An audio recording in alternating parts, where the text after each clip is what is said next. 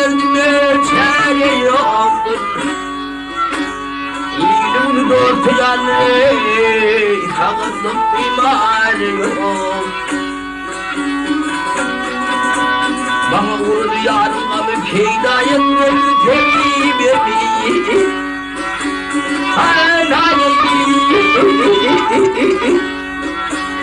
Gayeyim elbette şükredince çare yok. Hey teyip derdimi bilmez derdim bilen teyip etmez.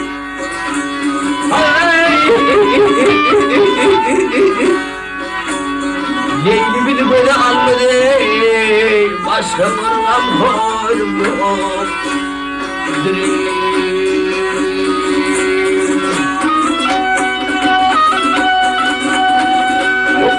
Tevhimden ırdamen fidden, tevhimden ırdamen fidden, dinli veriyen çekemeyim benden.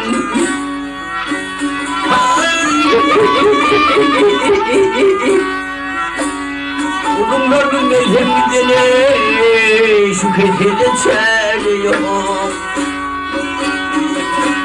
Yar yüzüm görmedim arman, her bir temiz etmez.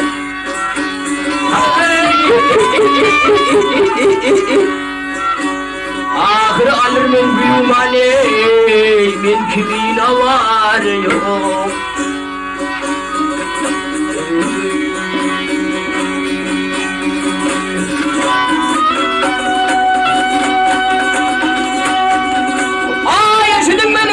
Yaşadın benim darımdı, gözün akın pınarım değil.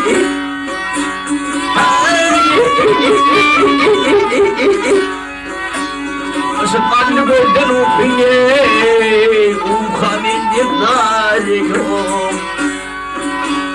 Mecnun aydır eylemler, Leyla'yım kıyıdarı.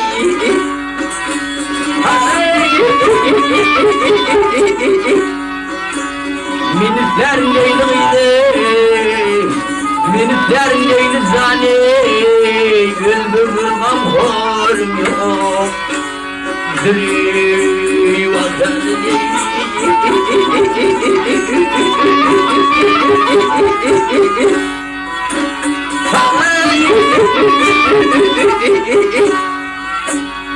Minizler Leyla başka bir horum yok.